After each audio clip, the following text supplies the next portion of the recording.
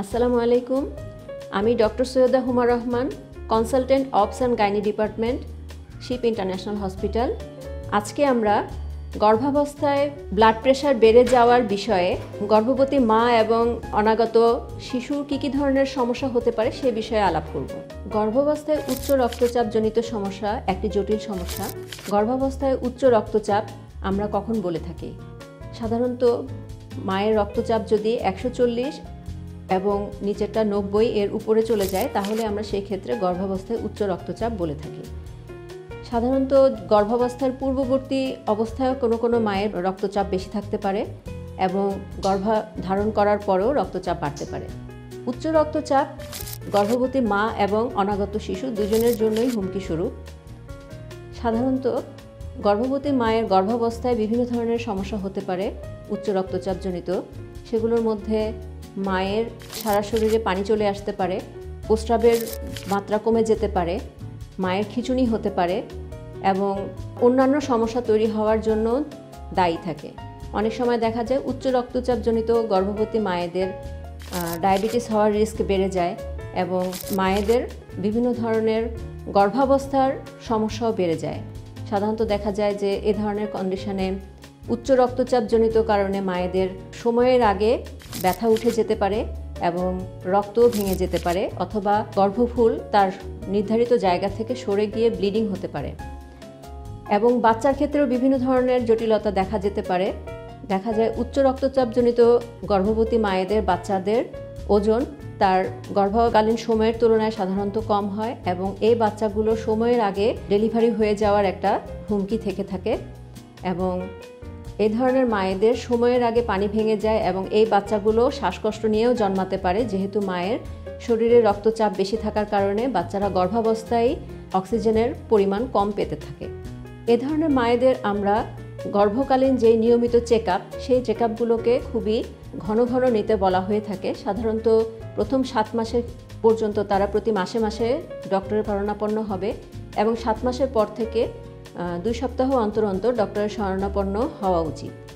বিভিন্ন পরীক্ষা নিরীক্ষার মাধ্যমে মায়ের কোনো ধরনের জটিলতা হচ্ছে কিনা সেটা রেগুলার চেকআপ করা হয়ে থাকে এবং বাচ্চা যেন সুষ্ঠুভাবে দুনিয়াতে ডেলিভারি করানো সম্ভব হয় সেই ক্ষেত্রে আমরা মায়েদের কিছু ওষুধ আগে দিয়ে থাকি যেন ডেলিভারির পরে বাচ্চাকে নিবিড় পর্যবেক্ষণের প্রয়োজন কম লাগে। গর্ভাবস্থায় রক্তচাপের সবচেয়ে ভয়াবহ দিক হলো খিঁচুনি হওয়া। যে মায়ের গর্ভকালীন সময়ে খিঁচুনি হয় এবং সেটা যেই সময়ই হোক না কেন, সাধারণত এরপরে আর প্রেগনেন্সি কন্টিনিউ করা সম্ভব হয় না, কারণ একবার খিঁচুনি হওয়ার পরে বারবার খিঁচুনি হওয়ার রিস্ক বেড়ে যায় এবং সেই ক্ষেত্রে পরবর্তীতে মায়ের মস্তিষ্কে রক্তক্ষরণজনিত সমস্যা হয়ে মৃত্যুর ঝুঁকি পর্যন্ত বেড়ে যায়। সেসব ক্ষেত্রে বাচ্চা যেই বয়সেই থাকুক না কেন গর্ভকালীন সময়, সেই সময়ে বাচ্চা ডেলিভারি করে ফেলতে হয় এবং খিঁচুনির পরবর্তী সময়ে মাকে নিবিড় পর্যবেক্ষণে রাখার প্রয়োজন পড়ে। সাধারণত খিঁচুনির কারণে মায়ের শরীরের যে কোনো অঙ্গ প্রত্যঙ্গের উপরেই একটা বড় ধরনের ইফেক্ট হতে পারে। সেটা ফুসফুসে হতে পারে, লিভারে হতে পারে, কিডনিতে হতে পারে, হার্টে হতে পারে।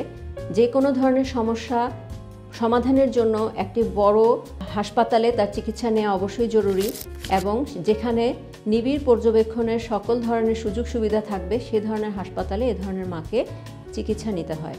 সাধারণত দেখা যায় যে উচ্চ রক্তচাপ যেসব মায়েদের হয়ে থাকে, ডেলিভারি হয়ে যাওয়ার পরে সাধারণত উচ্চ রক্তচাপটা নিয়ন্ত্রণে চলে আসে।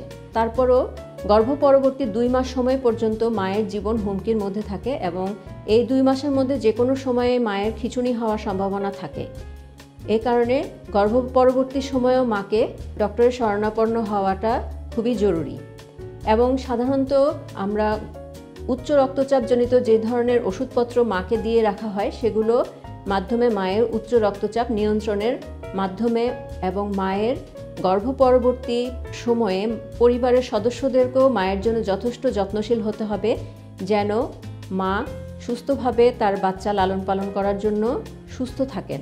সাধারণত দেখা যায় যাদের উচ্চ রক্তচাপ যেসব মায়েদের গর্ভাবস্থা হয়ে থাকে, শতকরা 50 জনের অর্থাৎ 100 জনে 50 জনেরই পরবর্তীতে এই উচ্চ রক্তচাপ তাদের দীর্ঘস্থায়ী অসুখ হিসেবে রয়ে যাওয়ার সম্ভাবনা থেকে যায়। এ কারণেই এই ধরনের মায়েদেরকে আমরা পরবর্তীতে হৃদরোগ বিশেষজ্ঞ ডক্টরেরও শরণাপন্ন হওয়ার প্রয়োজন থাকে বলে উপদেশ দিয়ে থাকি। ধন্যবাদ। শেপ ইন্টারন্যাশনাল হাসপাতাল, বাংলাদেশের মানুষের জন্য জাপানিজ মানসম্পন্ন চিকিৎসা সেবা।